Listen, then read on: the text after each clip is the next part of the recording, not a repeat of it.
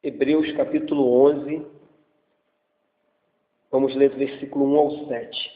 Capítulo bem conhecido, é o capítulo que fala da fé. Nós temos estudado sobre culto, sobre louvor, sobre adoração, e hoje eu quero fazer um resumo, quero fechar esse nosso estudo, essa nossa série de estudos, falando sobre algumas características de um verdadeiro adorador, né? Aqueles que adoram ao Pai em espírito e em verdade. Então, eu vou fazer um resumo de tudo aquilo que já estudamos, mas trazer algumas coisas novas e lembrar um pouquinho de tudo que falamos nesses 2 meses. Foram mais de 2 meses, foram 13 quintas-feiras, então um pouquinho mais de 2 meses, no qual a gente estudou o tema culto, adoração e louvor. Diz assim, Hebreus 11, do 1 ao 7.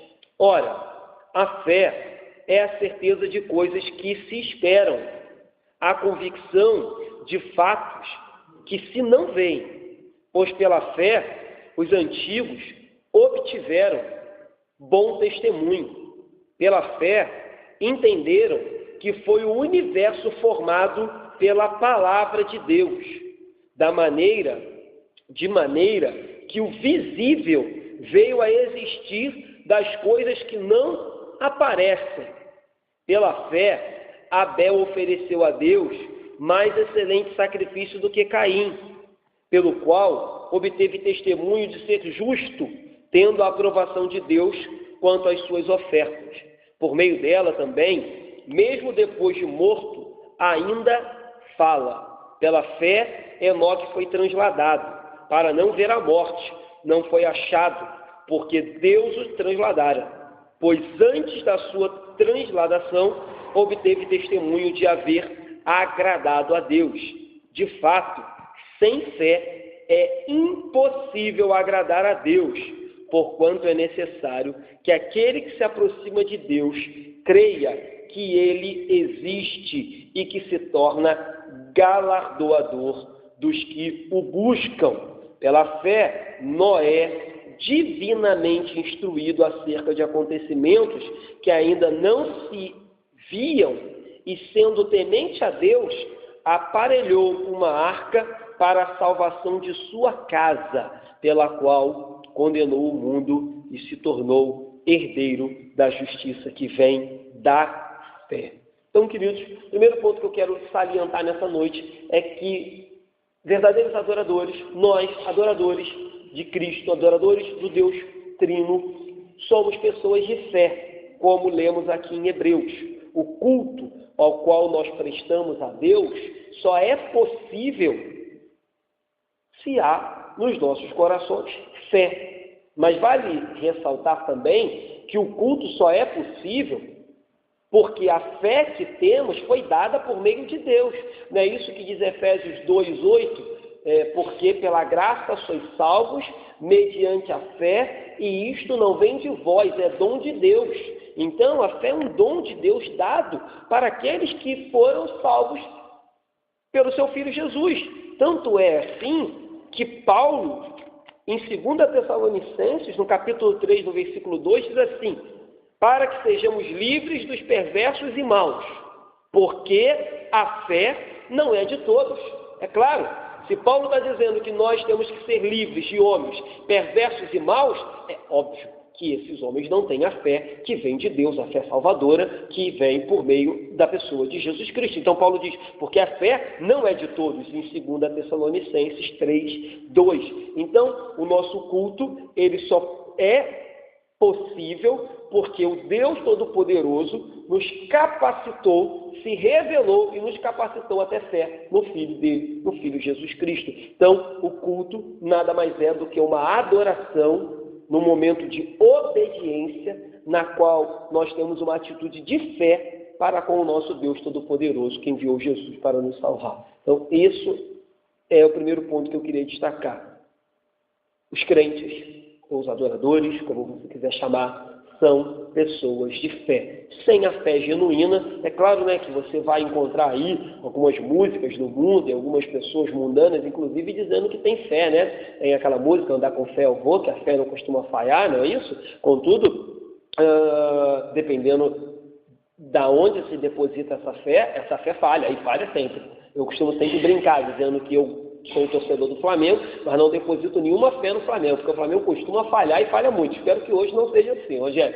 Mas costuma falhar. Então, assim, as pessoas às vezes depositam fé no político, às vezes depositam fé no governo, às vezes depositam fé até no seu intelecto, que vão passar em alguma coisa, que vão concluir determinada coisa, botam fé no seu marido ou na sua esposa, e as pessoas costumam falhar. Então, a fé que é genuína, a fé que não falha, a fé que é espiritual, a fé que é milagrosa, é a fé, dom de Deus, que nós temos no Filho Jesus, que nos dará, segundo a sua vontade, tudo aquilo que Ele quer. Então, nosso culto é mediante a fé. Então, sem fé genuína, que advém da palavra, não é isso que a Bíblia diz?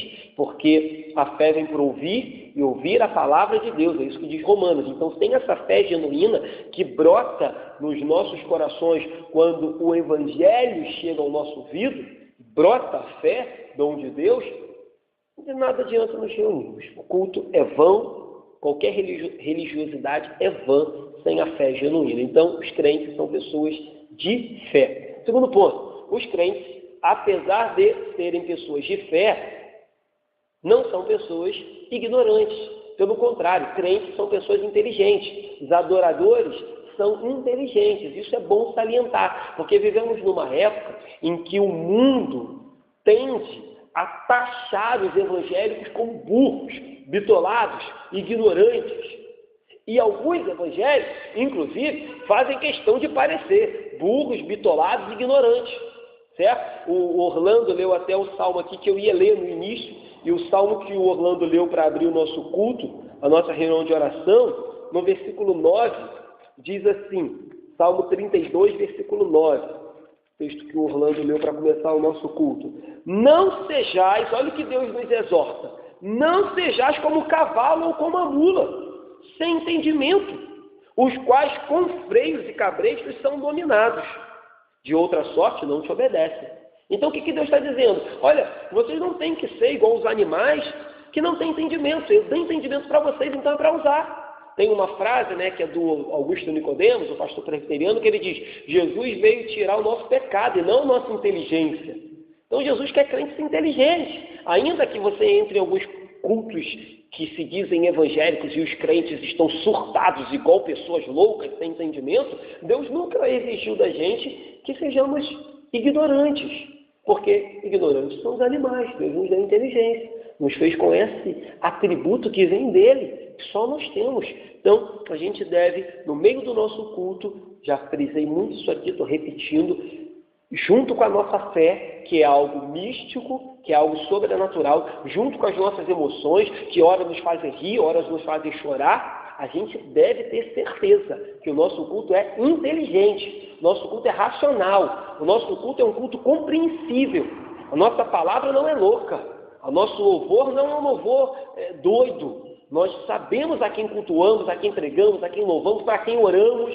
Então, o nosso culto é um culto inteligente. As pessoas que adoram a Deus adoram com inteligência. Quando Deus vem e faz de nós nova criatura, inclusive esse aspecto da nossa natureza, Deus transforma. Nos faz pessoas mais inteligentes, pessoas mais sábias, inclusive sábias espiritualmente falando. Então, Deus nos exorta a não sermos como animais. Pelo contrário, usarmos a nossa inteligência para louvá-lo. Então, somos pessoas de fé, somos pessoas inteligentes. Terceiro ponto, somos pessoas que temos uma visão espiritual. De novo, faço aqui um parênteses, ainda que nós, como congregacionais, não concordamos com alguns excessos que, permita-me falar, inclusive alguns congregacionais têm cometido alguns excessos, nós não podemos deixar de dizer que temos sim uma visão espiritual, temos sim uma percepção espiritual, temos sim um senso espiritual no qual percebemos Deus falando conosco e percebemos coisas que os olhos carnais não podem ver. Sentimos coisas nas quais a carne somente não pode sentir. Temos percepções que o homem natural não tem. Temos uma sabedoria, uma sensibilidade que um homem ímpio não tem. Então, não estamos presos, apesar de usarmos o nosso intelecto, usarmos a nossa sabedoria, usarmos o nosso senso, né, nós não estamos presos a isso. Nós temos algo que transcende esse mundo, que é o Espírito Santo que habita em nós e que nos leva a ter um acesso ou um contato direto com Deus. Então, sem exageros, sem bobagens, sem misticismo, sem oba-oba, mas sim, somos seres espirituais e devemos orar e buscar entendimento com relação a isso. Então, a verdadeira adoração parte de uma sensibilidade espiritual e de um coração que, apesar de ser racional, apesar de ser inteligente, apesar de conhecer a Bíblia, a letra da Bíblia, também conhece o Espírito Santo que nos vivifica e nos põe de pé todos os dias, certo? Próximo ponto. Somos pessoas que, além de ter uma visão espiritual, além de ter uma sensibilidade espiritual, nós tivemos uma experiência espiritual. Isso também é muito interessante de se falar. Parece a mesma coisa. Ah, pastor, o senhor falou que a gente tem uma visão espiritual, agora o senhor falou que a gente tem uma experiência. Por quê? Porque não existe um crente em sã consciência, não existe um crente na face da terra que não tenha tido uma experiência com Deus. E isso vale ressaltar, porque existem muitas pessoas que conhecem a Deus de ouvir falar. Existem muitas pessoas que conhecem o Deus da Bíblia, certo? Conhecem a Bíblia, estudaram o Deus da Bíblia. Mas existem muitas pessoas que não tiveram uma experiência regeneradora, transformadora, santificadora, uma experiência de nascer de novo, uma experiência de que sua vida foi mudada, uma experiência de que realmente foi tocado pelo Santo Espírito de Deus, de que foi mudado pelo Espírito Santo de Deus. E essa experiência espiritual tem que fazer parte da vida de todo crente. E ela muda a vida do crente. Ela muda. Então, nós não conhecemos o nosso Deus apenas de ouvir falar. Nós temos intimidade, nós temos relacionamento, nós o conhecemos, nós o sentimos, nós o ouvimos, nós somos chamados de filhos. Nós clamamos Abba, Pai. Nós o chamamos de Pai. Ele diz que nós somos co-herdeiros com seu Filho. Ele diz que foi preparar morada. Ou seja, o nosso relacionamento não é um relacionamento apenas racional e de conhecer. Nós temos experiência, intimidade com um Deus que opera, um Deus que fala, um Deus que responde, um Deus que vem ao nosso favor, sempre quando clamamos a Ele. Então, somos pessoas de fé, pessoas inteligentes, pessoas que têm uma visão, uma percepção, uma sensibilidade espiritual, mas somos mais do que isso. Somos pessoas que saíram desse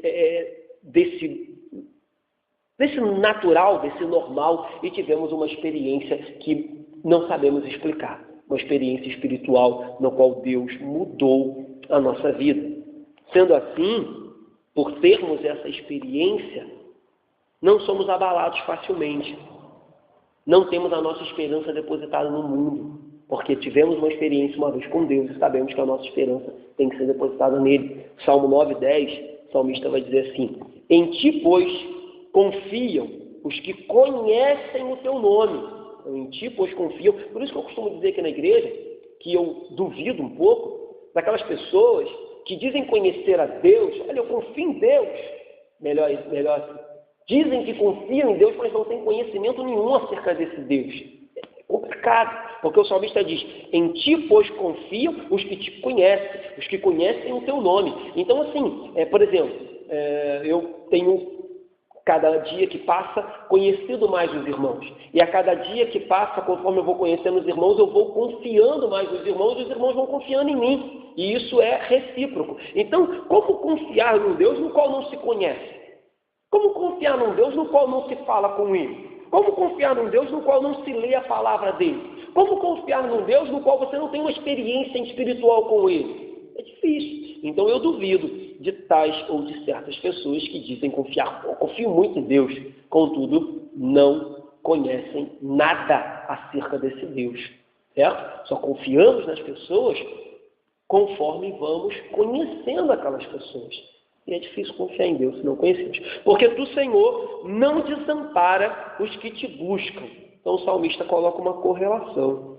Os que confiam em ti são os que conhecem o teu nome. E o Senhor não desampara esses que te buscam. Então, como eu disse, cremos no Senhor. E mais do que cremos no Senhor, temos uma experiência real com Ele. E isso faz toda a diferença. E aí, repito, conhecer ao Senhor é conhecer ao Senhor mesmo, como eu repito, nós conhecemos uns aos outros, conhecemos os nossos familiares e vamos adquirindo conhecimento a cada dia que passa. Muitos acham que conhecer ao Senhor é acreditar que Ele vai fazer A, B, C ou D, que Ele vai fazer um milagre, que Ele vai cumprir alguma coisa que eu pedi. Mas conhecer ao Senhor é muito mais do que isso. E crer no Senhor é muito mais do que crer que Ele vai fazer alguma coisa que eu pedi. É crer que Ele vai cumprir toda a sua palavra. É crer que Ele vai cumprir todas as suas promessas. E que jamais Ele vai deixar que uma delas caia por terra. Isso é crer de verdade. Às vezes as pessoas creem, e eu também já falei muito sobre isso aqui, apenas para reforçar, no Deus no qual eles mesmos criaram. Às vezes as pessoas creem em promessas que eles mesmos imaginaram. Mas não é isso que é crer. Crer e conhecer a Deus é depositar a nossa fé de que Ele jamais negará a sua palavra. Jamais voltará atrás naquilo que Ele falou. Então, o compromisso de Deus, primeiro, não é conosco. É com Ele mesmo e com a palavra dEle. É com o Filho dEle, com o Espírito Santo. Depois, é verdade, Deus até tem compromisso para conosco, porque se não tivesse, Ele não teria enviado o Filho dele para ir à cruz para morrer por nós. Mas o compromisso primeiro dele é com Ele mesmo. Ele envia o Filho dele para morrer na cruz porque Ele havia prometido isso no Gênesis, porque Ele havia determinado isso antes da fundação do mundo. Então, primeiro, Ele cumpre com Ele cumpre com a palavra dEle. Depois, nós somos beneficiados pela fidelidade dEle, porque Ele não muda. Certo? Então, o compromisso de Deus não é conosco, mas com a palavra dEle. E é claro, se a fé que temos brota de ouvir e ouvir a palavra, e Deus tem compromisso com a palavra, logo Deus vai ter compromisso com a fé que habita nos nossos corações.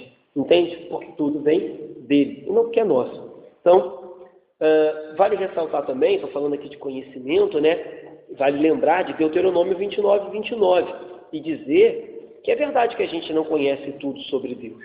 E nunca conheceremos. A gente estuda e é bom, a gente lê e é bom que façamos, mas se a gente lembrar de Deuteronômio 29, vai dizer: as coisas encobertas pertencem ao Senhor, nosso Deus, porém as reveladas nos pertencem, a nós e aos nossos filhos para sempre, para que cumpramos todas as palavras desta lei. Então, é fato de que quando eu digo de conhecer a Deus, crer em Deus, ter intimidade com Ele, ter experiência com Ele, isso se limita àquilo no qual Deus já revelou para a gente. E aquilo no qual Deus decidiu nos ensinar. Porque é verdade que nós temos aqui pessoas em vários estágios da vida cristã, posso dizer assim. Existem pessoas que chegaram a menos tempo, pessoas que chegaram a mais tempo, pessoas que talvez chegaram a menos tempo, contudo têm mais experiências e mais conhecimento do que outras. O tempo não determina tudo, mas o fato é que nós estamos limitados naquilo que Deus deseja revelar para nós. Nós estamos pautados naquilo que Deus deseja abrir o nosso coração e nos mostrar acerca da sua palavra. Então, nós não podemos crer em nada, nem ninguém que vá além daquilo que Deus já revelou na sua santa palavra. Então, toda vez que alguém ou alguma coisa tenta ir além da palavra de Deus, queridos, é misticismo, é suposição, é especulação. Assim, Deus não revelou tal coisa na palavra. Mas fulano disse que é isso. Mas eu acho que é aquilo. Isso é especulação, isso é suposição, isso é misticismo. Então, a gente crê, a gente confia, a gente conhece, a gente busca cada vez mais, é o paradoxo, né, da nossa vida, conhecer ao Senhor, mas continuar buscando conhecê-lo a cada dia até que Ele volte. E eu poderia dizer que passaremos a eternidade nessa maravilhosa experiência de conhecer e conhecer mais. Porque é claro que na glória teremos os nossos corpos glorificados. Eu também não posso afirmar que vai ser assim porque as coisas vão mudar, os nossos corpos vão mudar. Mas pense, servimos a um Deus infinito, servimos a um Deus todo-poderoso, servimos a um Deus, gente, isso é muito louco, que diz que Ele bota na palma das mãos dele o planeta. Será que é possível, ainda que na glória, contemplemos totalmente a beleza, a santidade, a glória e a pessoa de Deus? Talvez não. talvez, digo eu, porque eu não sei como será, mas talvez passaremos a eternidade, e na eternidade não tem dia, mas eu vou dizer assim, dia após dia, conhecendo mais e mais belezas e bênçãos e santidade e maravilhas de Deus. Então, se hoje a gente vive dia, imagina na presença dele, vai ser a eternidade de glória. Então a gente também tem que se colocar no nosso lugar, sentar no nosso banquinho e ter humildade de falar, olha, eu não sei tudo, eu não conheço tudo. Talvez, aí eu repito, tenho falado um pouco sobre isso aqui hoje, se nós pastores, aí eu coloco prioritariamente a culpa nos pastores, se nós pastores tivéssemos a humildade de dizer que determinadas coisas nós não sabemos e que determinados assuntos nós não temos sabedoria para tratar, nós evitaríamos heresia, bobagem, misticismo, suposição, especulação, disse-me-disse. Nós evitaríamos, mas você vê muito crente reproduzindo bobagem, porque muitos pastores e pregadores não têm a humildade de sentar no banquinho e dizer, olha, eu não tenho capacidade para falar sobre isso, eu não fui revelado sobre isso, Deus não me revelou, Deus não me deu sabedoria, o Espírito Santo não me iluminou acerca disso. Então eu quero ficar aqui até onde o Espírito Santo me leva. Eu quero falar aquilo que o Espírito Santo me falou, aquilo que Deus revelou por meio da sua palavra. Mas infelizmente a gente sabe como é que está aí o mundo e a igreja. Cheio de bobagem, provavelmente porque pessoas não entendem que devem se limitar àquilo que Deus revelou na sua palavra. Vão além e aí a gente fica nesse mar de bobagem. Quer ver um exemplo disso? De pessoas que eram discípulos de Cristo e foram além? Eu vou pregar já sobre isso aqui na igreja. Lucas 24, discípulos de Emaús. Jesus chega perto deles, Jesus já tinha ressuscitado, eles não haviam ainda percebido, e aí eles começam a falar, a gente está triste porque a gente achava que ele haveria de ser aquele que ia juntar um grupo e libertar a gente de Roma. Jesus nunca tinha prometido isso. Jesus nunca tinha falado isso. Deus nunca tinha prometido isso. Nenhum profeta jamais tinha falado isso. Mas eles criaram expectativa dentro do coração deles e achavam que Deus tinha que cumprir a expectativa. Ou seja, especularam, fizeram suposições, foram além do que estava falado, foram além do que estava escrito, foram além do que Jesus falou, foram além do que estava profetizado. E aí, cria bobagem. Aí a gente se decepciona, eles estavam decepcionados e ainda colocam a culpa. A gente achou que ele era aquele, a gente está decepcionado, porque ele morreu. Ainda que sutilmente, ainda estavam colocando a culpa em Jesus. Eu disse, pô, não era esse. Então a gente vai além do que está na Bíblia e depois coloca a culpa em Deus, dizendo que Deus não cumpriu, que Deus não fez. Então cuidado, se a nossa fé, repito, estiver pautada na palavra de Deus, descanse, irmãos, porque Ele jamais vai permitir que a sua palavra falhe. Se a nossa fé estiver depositada nas promessas de Deus, descanse em paz, porque nenhuma das suas promessas podem ser frustradas e nenhum dos seus planos podem ser colocados por terra. Nenhum. Os nossos podem. E erramos, falhamos, não conseguimos cumprir, mas jamais um plano de Deus vai ser frustrado, porque Ele cumpre com tudo aquilo que promete. Outro ponto, os crentes de verdade, verdadeiros adoradores, devem buscar a Deus com integridade.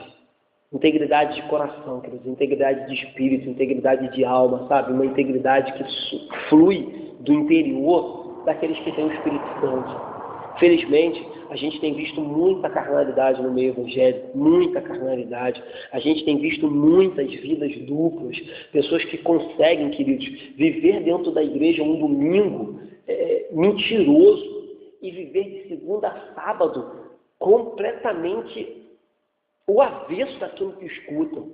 Isso é muito temeroso, isso é muito triste, sabe? Porque essas pessoas estão se enganando somente porque Deus há de cobrar. Então a gente deve buscar a Deus com integridade. Se alguém se diz cristão, se diz crente, se diz adorador e não busca a Deus com integridade, é carnal, pode ter certeza que essa pessoa está se enganando, está mentindo para ela mesma. Então, o reformador João Calvino dizia assim, o principal altar no qual Deus é adorado deve ser dentro de nós. O principal altar no qual Deus deve ser adorado tem que ser dentro de nós, pois Deus é adorado espiritualmente. Ainda que façamos um culto visível, físico, ainda que façamos uso do microfone, dos instrumentos, das caixas de som, Deus é adorado espiritualmente. Então, de nada adianta todo esse aparato se no meio do seu coração ele não está sendo adorado. Se o altar de verdade, até porque isso aqui não é um altar, querido, isso aqui é um púlpito, né? Nós fizemos apenas para organização, né? Para que o pastor fique um pouco mais alto, para que o som fique aqui. Mas se o altar de verdade não for o teu coração, a tua vida, não adianta de nada. Deus é adorado por meio de fé. Deus é adorado pela fé, pelas orações, pelo louvor, pela palavra dele lida, meditada, crida. É assim que Deus é adorado, não por estruturas. Certo? Então, busquem a Deus com integridade. Verdadeiros adoradores buscam a Deus com integridade. O salmista, no Salmo 108, vai nos trazer uma palavra assim. 108:1. 108, versículo 1. Firme está o meu coração, ó Deus.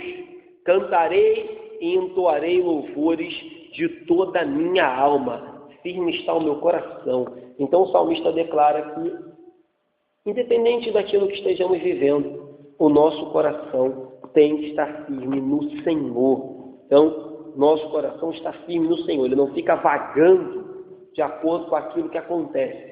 Ele está enraizado na palavra de Deus e naquele que nos chamou. E aí, integridade implica firmeza. Por isso que o salmista diz, firme está o meu coração. Ou seja, ele é uma pessoa íntegra, é uma pessoa que não se inclina de acordo com os ventos, de acordo com as promessas, de acordo com as ofertas. Uma pessoa íntegra, uma pessoa rígida, uma pessoa firme, uma pessoa bem definida. Então, integridade pressupõe firmeza. Então, sejamos firmes, que sejamos firmes na palavra de Deus, que sejamos firmes e constantes, sempre abundantes na obra do Senhor, e não venhamos a esmorecer por qualquer coisa.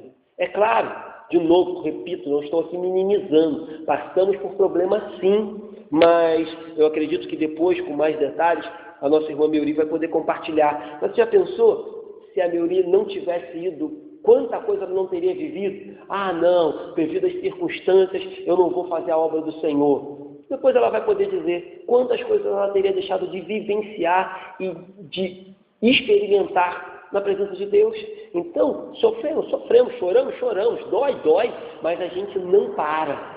A nossa firmeza está na palavra de Deus e no Espírito Santo que nos coloca de pé a cada dia. É isso que nos faz levantar. Então, cuidado, tá, queridos? Repito, existem problemas na vida do crente, mas instabilidade não é legal. Um crente muito inconstante não é legal. Um crente muito gangorra não é bom. Não é bom. Então, é bom que a gente tente a cada dia, conforme vamos ganhando maturidade na vida cristã, ser os mais constantes possíveis, ser os mais retos possíveis, repetindo e sabendo que problemas virão. Então, falando em firmeza, também não poderia deixar de repetir, já falei isso aqui, vale ressaltar que nossa firmeza provém de Deus, tá, queridos? Não estou falando aqui de autossuficiência, não estou falando aqui de soberba, de arrogância, estou falando de firmeza, de integridade, porque o próprio Deus concede isso a gente, porque o próprio Deus movimenta e alimenta o nosso coração para que tenhamos essa firmeza, porque convenhamos, se o Espírito Santo não estiver no nosso coração, meu irmão, não tem firmeza nenhuma, não tem firmeza nenhuma, não tem integridade nenhuma. Não tem estabilidade nenhuma, a gente é estável, a gente é fraco, a gente é inconstante, essa é a nossa natureza normal, sejamos honestos, mas quando eu digo de firmeza, integridade, constância, eu estou falando porque o Espírito Santo que habita em nós pode nos capacitar para tal, pode nos operar e nos mover para tal. Então, quando eu digo aqui dessas qualidades, jamais se esqueça, todas elas são dependentes da obra que o Espírito Santo opera em nós. Jamais pense que você pode, por sua própria conta, se manter firme, constante e sempre abundante na obra do Senhor. Sem a misericórdia de Deus, jamais estaríamos aqui. Talvez cada um aqui teria um motivo para levantar a mão hoje e falar, olha, pastor, se dependesse de mim, eu não estaria aqui. Se não fosse a misericórdia de Deus, eu não estaria aqui. Se não fosse a graça de Deus, o Espírito Santo, eu não estaria aqui. Porque já aconteceu isso na minha vida, aconteceu aquilo outro, porque eu já me decepcionei aqui, porque eu já sofri aqui, porque eu já sofri lá, porque eu já ouvi isso, eu já ouvi. Se cada um de nós, inclusive por mim, fôssemos aqui hoje falar só do nosso coração, nós diríamos, não estaríamos aqui. Mas louvado seja Deus, porque o Espírito Santo fala mais alto que o nosso coração e nos mantém aqui, certo? A oração de Davi, no Salmo também 51, fala um pouquinho sobre isso. Salmo 51, versículo 10, vai dizer assim: cria em mim, ó Deus, um coração puro e renova dentro de mim o espírito inabalável.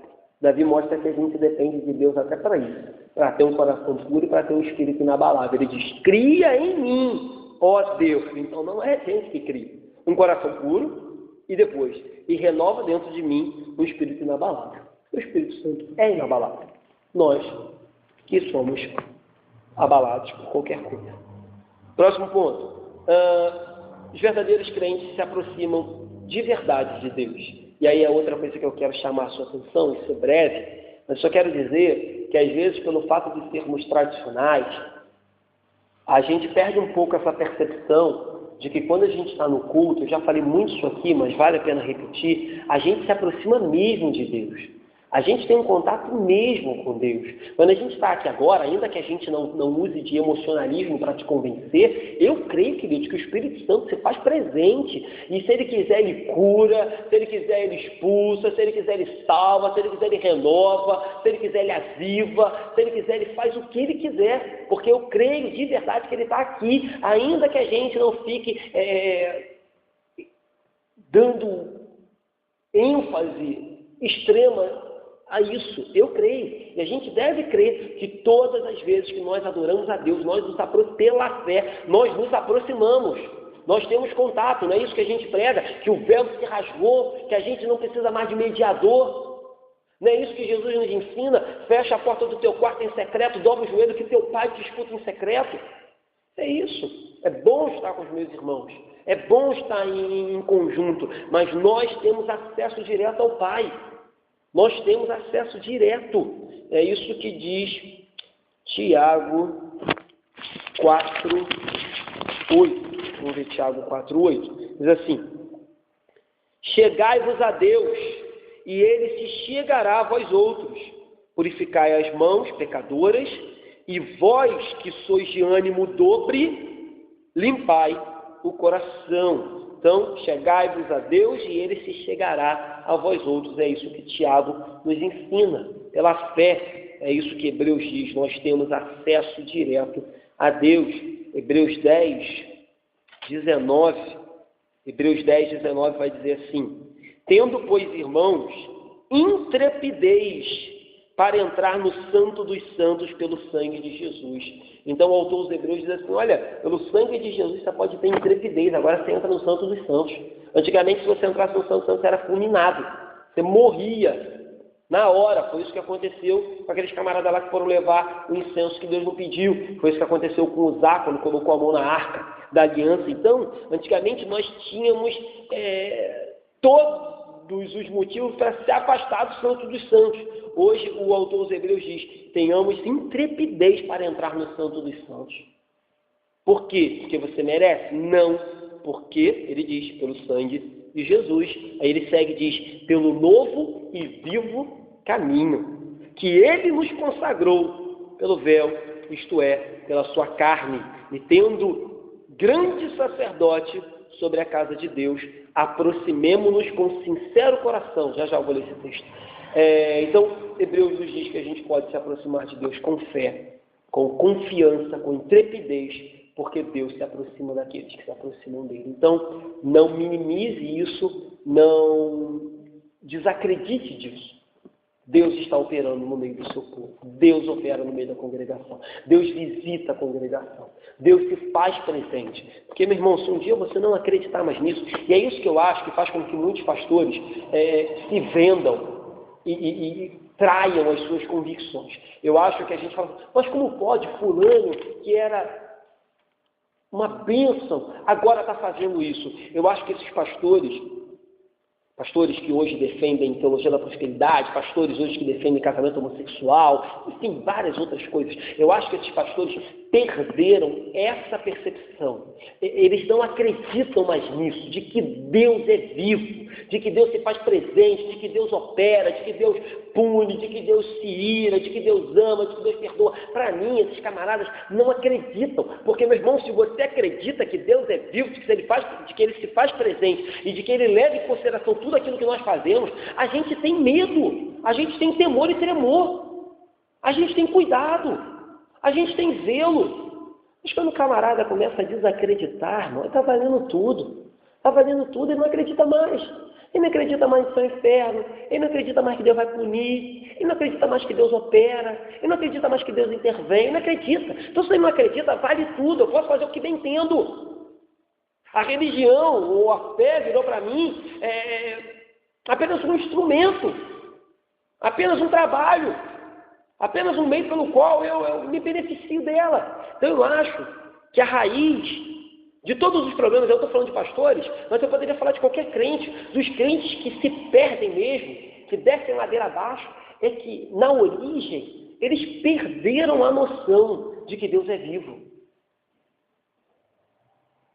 de que Deus se ira, de que Deus zela pela sua palavra, de que Deus é santo, de que Deus peleja, que Deus é general de guerra. Eles perderam a noção disso. Então, cometem qualquer tipo de bobagem. Então, a gente tem que tomar cuidado com isso. Porque, às vezes, a gente entra num ritmo que a gente perde a percepção de que Deus é vivo e de que Ele se faz presente. E aí, perdeu um passo para fazer qualquer tipo de bobagem, que a gente não acredita mais. Então, o autor aos Hebreus, no capítulo 10, no versículo 22, vai nos falar de quatro situações na qual nós devemos nos aproximar de Deus. Ele diz assim: aproximemo-nos com sincero coração. Então, o primeiro ponto, tem que haver um coração sincero. É aquele que foi regenerado, tem um coração sincero, certo? Aí ele diz, segundo ponto, em plena certeza de fé. Então, a nossa certeza vem da fé. Fé essa, repito, dom de Deus, que é depositada na pessoa de Jesus Cristo. Terceiro ponto, ele diz, tendo o coração purificado. Então, o coração tem que estar purificado. E ele diz, de má consciência. Então, o coração tem que estar purificado de toda e qualquer má consciência.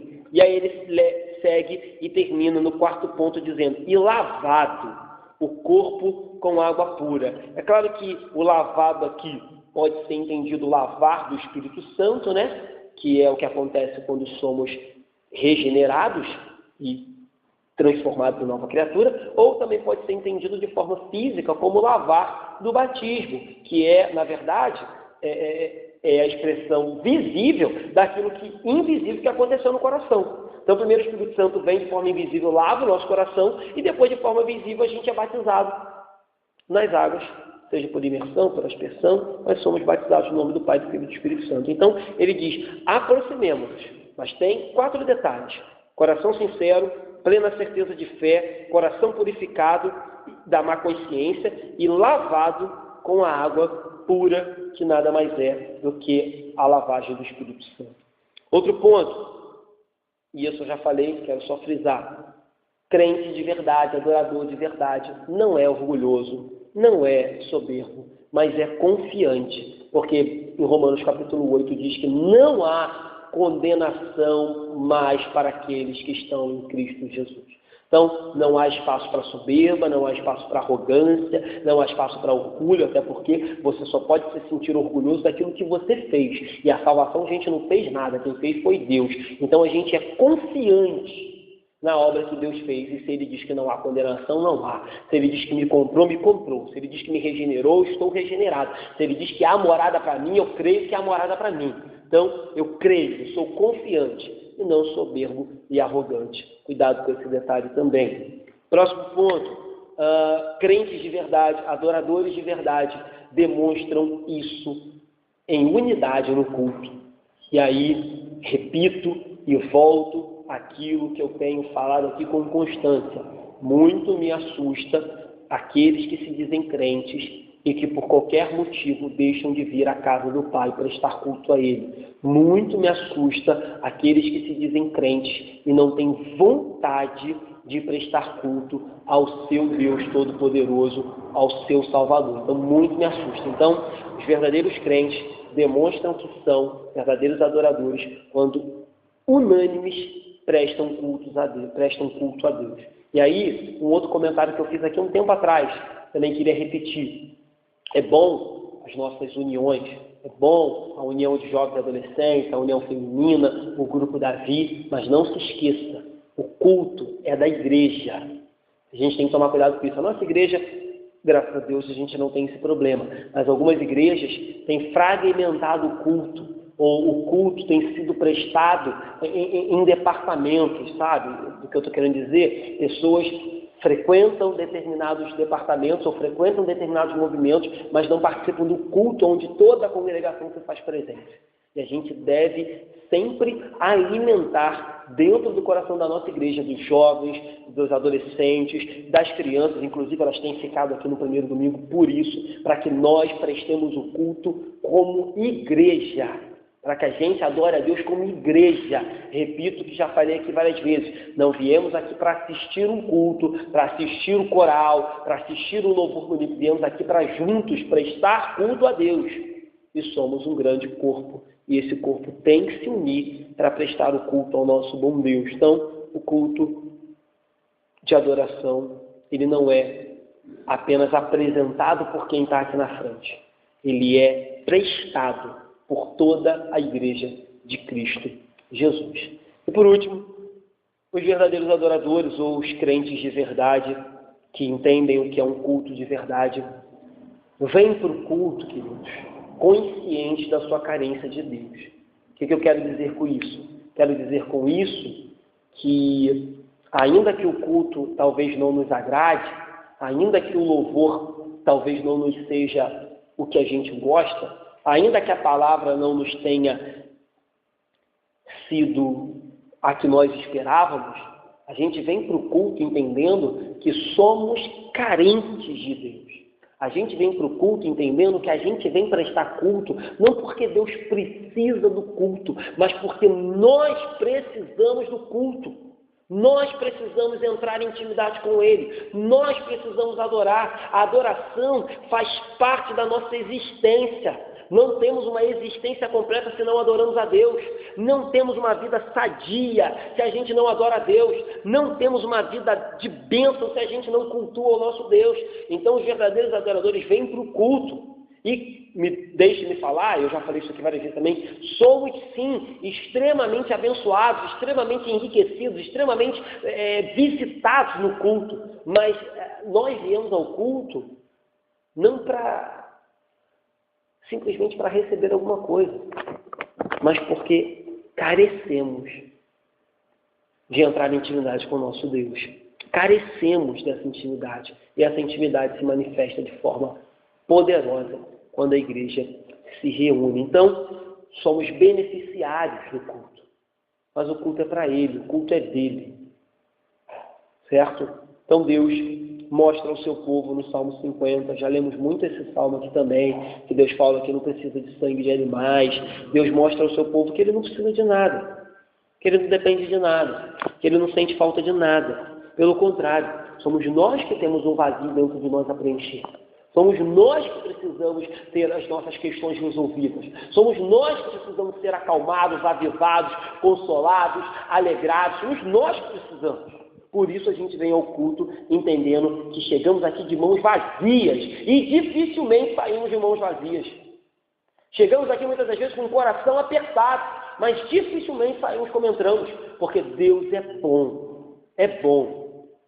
Então nós chegamos aqui com o seguinte pensamento: eu preciso disso, eu preciso disso. Assim como a corça anseia por águas, eu preciso disso, eu preciso do culto. E Deus, da sua infinita misericórdia, vai me abençoar. Então, o salmista no Salmo 50, eu não vou ler, a gente conhece esse texto, diz, da tua casa não aceitarei novilhos. Ele vai dizer, não preciso disso, porque o que eu quero é um coração que me adore em espírito e em verdade. O que eu quero é uma vida que corresponda com aquilo que vocês estão trazendo para mim como oferta. Preciso de animais. Ele diz, são meus todos os animais. Salmo 50:10. São meus. todos os milhares de animais que existem nas montanhas. Sou dono de tudo. Então, queridos, que a gente mantenha sempre isso firmado no nosso coração. Somos nós que precisamos do culto. E quando não prestamos o culto, quando não participamos do culto, por bobagem, e aí de novo, não somos bitolados aqui, não somos religiosos a esse ponto de dizer que ninguém pode faltar no culto. Jamais você vai me ver repreendendo alguém aqui porque foi viajar, ou porque foi passear. Deus te abençoe, que Deus lhe conceda muitos momentos agradáveis, mas existem prioridades, existem momentos em que a gente tem que pesar o que é mais importante. E se a gente começa a deixar de vir ao culto por qualquer coisa, pode ter certeza que a gente perdeu a noção de que carentes somos nós. Talvez a igreja perca, por exemplo, quando os nossos irmãos do louvor não vêm, talvez a gente perde, alguns irmãos não tocam, às vezes o louvor fica um pouco desfalcado. Mas você acha que Deus perdeu alguma coisa? Repito o que eu falo aqui com bastante frequência. Ele tem 24 anciãos, seres viventes, e um monte de crente que já morreu e está no céu adorando ele 24 horas. Ele tem tudo isso. Ele tem anjos, seres viventes, e um monte de crente que está lá, muito antes de mim e de você. Então, não se esqueça. Quem depende dele é você. Para terminar, queridos, a gente está terminando aqui quase 3 meses de estudo sobre culto. E eu queria fechar dizendo que de nada adianta a gente ter passado quase 3 meses aqui estudando se você não orar e se você não buscar voluntariamente, né? Porque ainda que Deus seja soberano, nós temos a nossa responsabilidade, a nossa participação na nossa vida. Se você não buscar dia após dia, alimentar dentro de você o desejo de prestar um culto agradável a Deus e sempre que possível adorá-lo, seja aqui nessa igreja, seja lá fora, na tua casa, no teu trabalho, seja lá onde for, não adianta estudar 3 meses, 2, não adianta eu repetir, não adianta eu reforçar, não adianta. Se não brotar de dentro, eu posso convidar, os diáconos, os oficiais podem convidar, a gente pode tentar criar estratégias, mas se não brotar de dentro, se não houver desejo, se não houver, como eu disse, essa vontade que brota do coração, o Espírito Santo que nos move, não vai adiantar estudar, não vai adiantar. Vai entrar no ouvido, vai sair pelo outro. Se não houver experiência espiritual, se não houver visão espiritual, se não houver intimidade espiritual, não adianta de nada. Não adianta. Então, o culto a gente tem que entender, é um tributo a Deus. É um tributo de louvor, de gratidão, de honra, de glória ao Deus Todo-Poderoso. Se a gente não se reúne para fazer isso, pode ter certeza que a gente tem perdido muito e muita coisa boa. Eu sempre digo isso, né? Até com relação faço um paralelo com relação ao Nilson Braga, né? Que assim, são várias áreas, né? Esse ano a Denise ficou numa área diferente, pôde ver a diferença. E às vezes eu fico escutando alguns irmãos de outras áreas falar, hoje aconteceu isso lá na minha área. E eu fico falando assim, eu queria ser uns 10 para participar de todas as áreas, para ter todas essas experiências com Deus. E é mais ou menos a ideia que eu tenho do culto. Às vezes quando eu não posso vir a um culto, eu fico pensando assim, caramba, o que eu perdi daquele dia? O que eu deixei de receber daquele dia? O que eu deixei de crescer naquele dia? O que eu deixei de ouvir naquele dia? O que eu deixei de presenciar naquele dia? Eu fico pensando isso e isso me dá vontade de participar de todos os cultos. Me dá vontade de não perder nada que Deus me oferece e que Deus proporciona para que eu participe. Então, acho que a gente tinha que ter esse pensamento. Poxa, se eu pudesse participar de tudo, eu participava de tudo. Porque eu sei que Deus vai falar comigo em todas as oportunidades. Então, a gente deve desenvolver dentro do nosso coração, dentro da nossa mente, esse sentimento de que carecemos de adorar a Deus, para que Ele manifeste a sua glória na nossa vida e nós tenhamos uma vida abençoada no nome de Jesus. Amém, queridos?